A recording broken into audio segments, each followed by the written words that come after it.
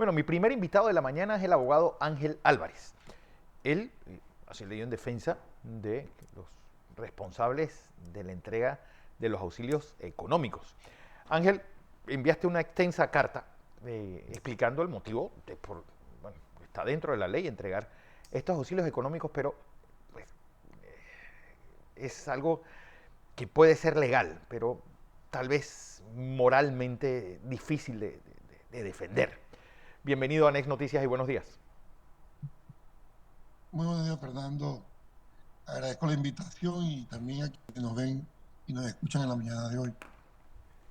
Sí, definitivamente, como señalas, si miras aisladamente los 10 o 15 auxilios económicos que se han hecho públicos, que se han mediatizado, resultaría un tanto difícil una defensa ética o moral del asunto, más allá de la discusión legal en la cual evidentemente entendimiento y hay consenso de quienes incluso lo critican de que es legal y que la ley del IFARU permite perfectamente la aplicación de estos beneficios a través de auxilios o becas, ¿no? Sí. Pero lo que sí te puedo asegurar es que realmente los auxilios económicos no corresponden a la administración que acaba de terminar, sino que son procedimientos que se vienen dando hace mucho tiempo y que tampoco fueron 15 o 10 o 20 auxilios los que se brindaron. Estamos hablando de miles de beneficios, de auxilios y becas que se le dieron, miles, muchísimos, y dentro de los cuales, podría darte un número que no manejo en este momento, pues, de 3.000, 4.000, 5.000 auxilios, 10 o 15 han sido altamente cuestionados porque sus beneficiarios parecen que en un momento han tenido relación o cercanía con funcionarios de gobierno o incluso con la empresa privada. Creo que lo correcto sería mirar caso por caso. Sin embargo, hay que entender que como panameños, como ciudadanos, independientemente de que mi primo, mi hermano, mi sobrino, mi mamá, mi papá sean políticos, sean empresarios, pues todos tenemos igualdad de derechos y todos tenemos la posibilidad o debemos tener la posibilidad de aspirar a esas posibilidades de Sí, Ángel, apoyo por pero, parte es del decir, gobierno. dale auxilios económicos a unos tipos por salir en calle 7. Es decir, cabía. Y que nadie sabe después qué hicieron con ese dinero, porque ese dinero era como ganate la lotería. Es decir, te daban un cheque y no sabías si ibas a la universidad, si lo usabas para estudiar, porque la esencia del auxilio económico era que complementase. Es decir, cuando llega una persona, gente del interior como nosotros, a otro país, pues obviamente tiene que pagar casa, tiene que comprar comida, tiene que comprar útiles escolares y el auxilio era el complemento a la beca. No que era la beca en sí o el regalo en sí de parte del Estado.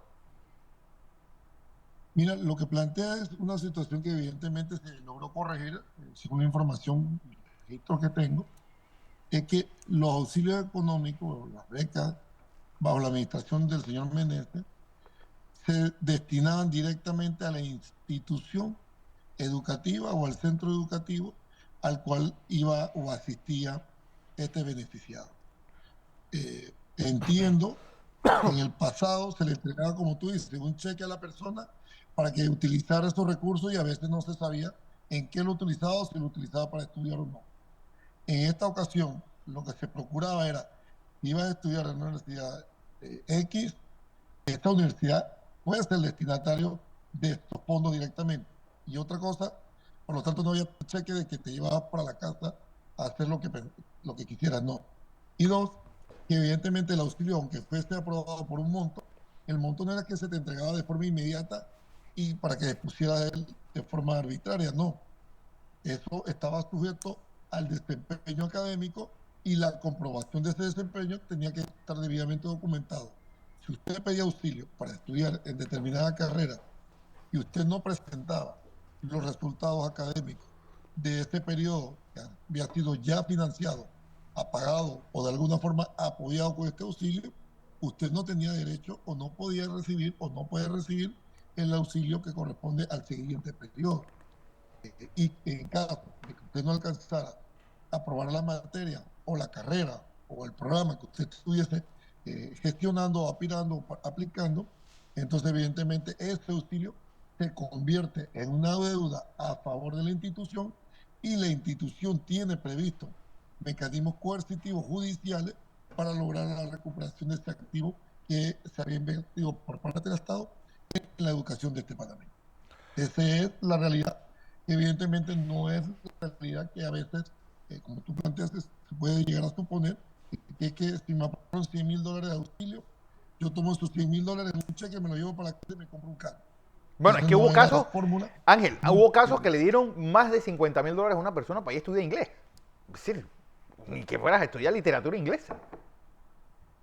Sí, No hay casos conozco los que detalles de ese empezaron a caso. verse y empezaron a salir y empezamos incluso a corroborar en los medios que las cifras eran muy superiores al costo de la universidad. Es decir, eran 2 veces más. Eh, De toda la carrera, si lo que obviamente. claro, si lo que mencionas correspondía a una carrera, el costo de la carrera, el costo del procedimiento, del estudio, realmente lo determina el centro académico. Ujú. Habría que verificar, y estoy casi seguro que no va a ser el caso, de que si una carrera en determinado centro de estudio cuesta 50,000, seguramente es lo que se gestionó para poder recibir el auxilio.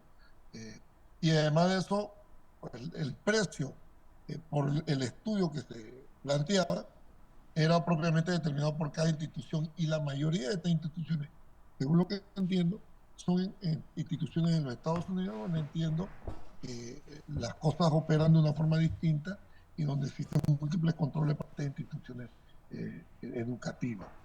Yo comprendo perfectamente lo que dices, pero también de lo que he conocido, hay carreras o hay cursos o hay determinadas eh, situaciones en las que se aplican Ujú. y en la que quizás, como tú dices, no podemos aspirar todo porque este otro segmento del financiamiento también resulta costoso. Ir a estudiar, supongo, porque no lo he hecho, a Inglaterra, no tiene los mismos costos que estudiar en Panamá. Entonces, por más ayuda que reciba, siempre implica que el beneficiario realice por cuenta propia un aporte económico que a veces puede ser significativo. Por eso, determinadas carreras o determinadas universidades solo pueden aspirar o solo pueden participar personas, no solamente que puedan recibir el auxilio, sino que tengan la capacidad económica de poder complementar este otro segmento que también puede resultar costoso. Bueno, Mira, que es todo lo lo que que, está Ángel, es lo que planteando, todos estamos asombrados, porque, no, que el IFARU exista como tal y que se utilice para que alguien con talento vaya a una universidad que de otra forma no hubiera podido ir, yo creo que para eso se creó el IFARU, pero gente con dinero, que encima le den ese auxilio económico y de la forma como se ha dicho, que eran cheques de ciento y pico mil de dólares a personas hasta cierto punto yo, pudientes. Sí, también es una... bueno, mira, sobre eso pudiésemos realmente tenemos que hacer un problema mucho más extenso. Claro. Hay dos cosas. Lo primero es que el tema del IFARU, el IFARU no nació en esta administración ni en mi cliente. O sea, el IFARU siempre estaba ahí y con todo respeto, Fernando, yo sé que usted está muy serio y yo entiendo su preocupación y la preocupación que tenemos todos sobre el manejo de la cosa pública que debe ser persistir y cada vez aumentar con mayores herramientas. Pero el IFARU siempre ha estado ahí Ujú. y los auxilios también han estado. Vienen en la administración posiblemente mucho antes de la administración que acaba de finalizar. Viene Entonces, desde los tiempos el, de Marcos Robles, es- sí, que fue el que fundó eso hace sí, 50 y hace casi 60 años. entonces, es ahí donde yo hice un comunicado recientemente porque ahora de que la Cámara de Comercio se asombra de que exista el IFARU y que la FORA de préstamos y de auxilios. Entonces, tardíamente se han enterado de que existe una institución que ayuda a la gente a educarse y que la ayuda a veces es costosa. ¿Sí? Y yo creo que definitivamente con todo lo que se está hoy en día Pero es que encima, Ángel, que suscitando, en medio de la campaña salga esto de los auxilios económicos y como quien dice, para meterle más sal a la herida, el Contralor diga, yo voy a quedarme con la mitad de los auxiliados porque tienen connotaciones políticas y pueden afectar la campaña. Eso, es decir, le pone la mosca tras la oreja a cualquiera. no conozco las declaraciones del Contralor, lamentablemente, mira, no tengo ni redes sociales actualmente, Pero lo que sí te puedo decir que creo que este mismo funcionario ha sido beneficiario del IFARU y posiblemente de este tipo de programas. Por eso te Ujú. digo que esto da cuenta de que es algo muy antiguo. Por eso asombrarnos tardíamente de lo que siempre ha existido, a veces me lleva un poco a la duda, como tú dices, de que justamente el cuestionamiento al señor Meneses nazca en medio de la campaña electoral, sabiendo que estos Pero auxilios se han dado siempre se han y dado que han siempre, sido Ángel, ¿y crees que esta campaña tuvo pues el ingrediente político al señor Meneses decir yo voy a ser candidato a diputado por Arreján? la, la primera denuncia, la primera acción judicial que nace en contra del señor Meneses, la promueve internamente la propia administración del señor Cortés.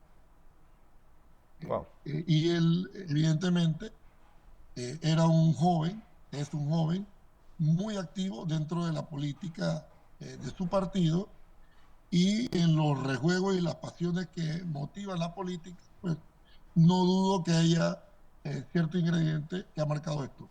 Ahora, eso no desnaturaliza, no desestima y no debe llevarnos a desviar el hecho de que por las circunstancias que sea, aunque sea con motivación política, está sobre el tapete una revisión que se hace necesaria ante las exigencias ciudadanas sobre la ley y sobre las reglas que rigen los beneficios que están vigentes todavía en el IFARO. O sea, yo estoy casi seguro que en el caso del señor Meneses, él ha recibido ataques incluso políticos de su propio colectivo. No Claro. me puedo atrever a asegurarlo de quién o por qué, pero todo muestra que es así. Pero por otro lado, también entiendo que esta misma discusión, ese mismo conflicto interno quizás ha puesto en el tapete y ha puesto en la la situación de la necesidad de hacer una revisión de la regulación del IFARO y someterlo a las exigencias actuales. Cuando el IFARO nació, nació bajo unas exigencias del momento de la historia para este momento. Pero hoy en día, las exigencias de la comunidad son otras, son mucho más elevadas y las exigencias son de que todos esos procedimientos, todos esos beneficios estén determinados a un grupo muy específico de la población en condiciones de vulnerabilidad, en condiciones de desventaja frente a otros ciudadanos. Este es un debate que tenemos que hacer. Ahora, yo estoy casi seguro que el debate va a tener que incluir un tema de no discriminación, porque el hecho de que yo sea, por ejemplo, primo, sobrino o familiar de un ministro actualmente, pues eso no debiese tampoco excluirme de la posibilidad de aspirar a un beneficio que el Estado brinda. Es un tema que habrá que revisar porque si, por ejemplo, mis hijos o los hijos de alguien más o de cualquiera tienen un alto rendimiento académico Claro. y una beca representa El una talento forma debe ser de, por la persona, no de por quién premiar es, ese o es hijo de talento. quién, o nieto, o lo que sea. Entonces, pero si ese niño, ese ser humano, que es un ser humano, un individuo, por sus talentos académicos, aspira a un tipo de beca, un beneficio, porque él considera, como ciudadano, como persona, como estudiante, como joven, que él ha logrado méritos suficientes para eso, pues yo no creo que deba restringírsele esta posibilidad por el solo hecho de que él pertenece a un determinado renglón de la sociedad o porque pertenece o es familia de alguien que está en Por este ejemplo, momento Ángel, en la administración. ¿crees que es demandable el nuevo concepto que el presidente está proponiendo para el IFARU? Que personas que tengan ingresos mayores a $2,000 mensuales como ingreso familiar, pues tienen otro procedimiento para acceder a los préstamos o a las becas completas. Yo creo que todo esto es un tema que debemos llevar a la Cámara, a la Asamblea de Diputados y Ujú. someterlo a discusión. Como te digo, mira, cuando el IFARU nace hace 30, 40 años, las Casi 60. necesidades, la teoría, el tiempo que sea, yo disculpa que no tenga la precisión sobre esos datos, pero las necesidades y las exigencias de la comunidad seguramente eran otras y era justamente que se creara esta institución, que se crearan estos programas, que se hiciera una ayuda sin discriminación ninguna. Ahora, con los tiempos actuales, evidentemente, fíjese que el solo hecho de que puedas educarte por virtualidad, Sí, esto ha cambiado todo. claro. Y también ha variado los precios. Ahora, ¿qué ocurre? todo el que quisiese estudiar en una universidad extranjera tenía que tomar un avión e instalarse en el extranjero. Hoy en día usted puede estudiar en el extranjero a través de la virtualidad. Esto evidentemente impacta el programa del IFARU, impacta la fórmula en que se debe aplicar, impacta quiénes pueden ser sus beneficiarios y eso se traduce en las exigencias que hoy en día la gente tiene. Pues los tiempos de hoy no son iguales a los tiempos de antes y la comunidad, los ciudadanos dicen, bueno, ¿por qué vamos a darle determinada suma o esta suma tan elevada a una sola persona cuando debe distribuirse en otra forma o cuando hoy se puede optar por la misma carrera quizás a un precio mucho más bajo? Es un tema que hay que revisar, no tengo la menor duda de eso. Pero lo Claro. que sí quiero dejar claro, Fernando, y aprovechando la oportunidad, es que todo este debate hay que hacerlo. Y yo creo que el planteamiento que el señor presidente ha hecho como parte de su política estatal, pues está alineada con esta exigencia de la ciudadanía. Pero lo que no puedo dejar pasar de mencionar es que en el marco de la regulación, en el marco del derecho, en el marco de la ley que existía hasta aquel momento en que el señor Meneses estaba gestionando como director de la institución, era el procedimiento, era lo habitual, era lo común, era lo propio y era lo que estaba enmarcado dentro de la Porque ley. gente allegada a ¿Verdad? Meneses me dice Porque que él lo único que estaba recibiendo eran notas tanto de la presidencia como de la asamblea. Necesito que beques a esta persona. Sí. en los La expedientes, recepción de documentos tanto de presidencia como de la asamblea para que gestionara becas también sacó de control lo que era, lo que fue esto. en los expedientes que son múltiples, mira que ya ha habido hasta acumulado, por eso yo incluso critiqué a la Cámara de Comercio, Sí. porque tardíamente o de forma redundante aparecieron y descubrieron que existía el IFARU y han presentado una denuncia que sería la octava o la décima, no sé, y que lo que hace es recargar el sistema de justicia, abriendo tantos temas como el tema de medicamentos que justamente se gestiona por miembros de la Cámara y la cual la Cámara de Comercio simplemente se hace de oídos sordos y de la vista gorda y no dice nada y los panameños seguimos pagando miles de dólares de sobrecosto en el precio del medicamento. Esto es un tema que debe atenderse y este es un tema que todavía está pendiente y es una deuda con la sociedad panameña. Pero bueno, en el tema de los auxilios, específicamente, lo que te puedo asegurar es que en las carpetas, en las investigaciones, en las inspecciones que viene practicando el Ministerio Público, en los 3 expedientes que se han acumulado de las diversas denuncias, Sí. no existe, y hasta el momento yo no he visto que exista una sola carta del presidente de la República o del presidente de la Asamblea o de algún miembro de la Asamblea que diga quiero que beques a Juan, quiero que beques a Pedro. Eso no ha ocurrido.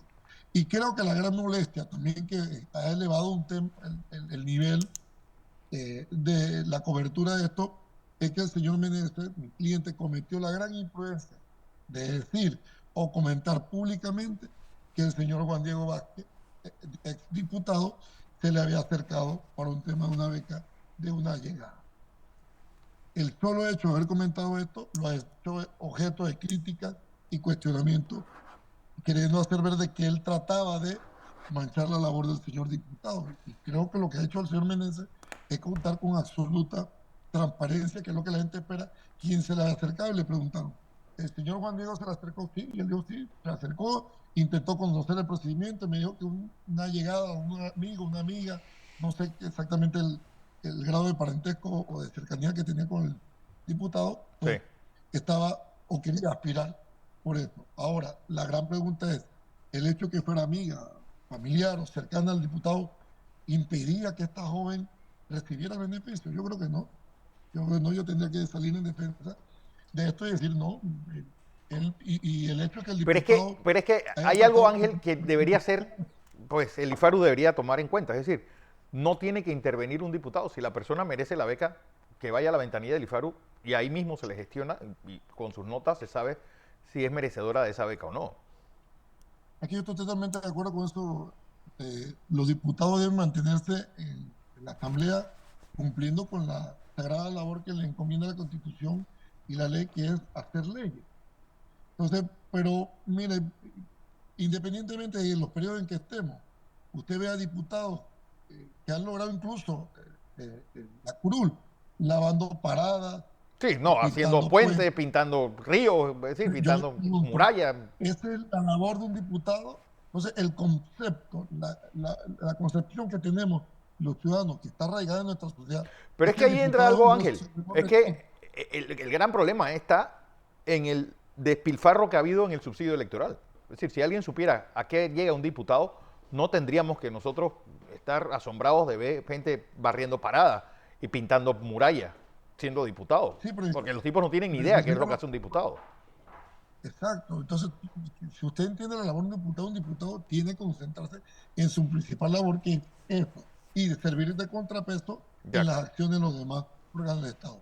Pero lavando paradas, pintando, y yo sé que esto va a generar críticas, ¿ah? Mm, Porque lo que pasa aquí es que cuando los que estamos, o tenemos la oportunidad de estar frente a un micrófono, frente a una entrevista como la que tú hoy me haces, para poder caer bien en la población tenemos que decir cosas graciosas, tenemos que decir cosas sí, que suenen agradables o que estén en la onda.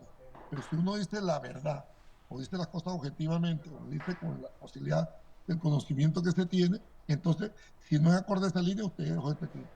Pero yo no puedo guardar silencio y decir que esto esté bien. Está tan mal que un diputado vaya a preguntar si a mí me parece que no es lo correcto, pero no por eso hay que quitarle el beneficio a la joven o la aspiración que ella tenía. Creo que la sociedad entera ha desnaturalizado la función de los diputados y debemos tratar de retornarla a lo que corresponde. Pero con lo que estamos haciendo es que actualmente no lo veo así. Por ejemplo, la labor de fiscalización de la Asamblea es de la Asamblea, del cuerpo colegiado de esta Cámara. No que un diputado por ganar rating sale a perseguir a todo funcionario e interferir en la función del Poder Ejecutivo. Eso no es la función del diputado, por supuesto que no. realmente. Bueno, Ángel, vamos. Sobrepasa, Es decir, sobrepasa en absoluta la posibilidad que le permite la ley. ok, tú eres abogado de Nando Meneses porque existen ya Sí, denuncias contra Nando Meneses o contra el IFARU.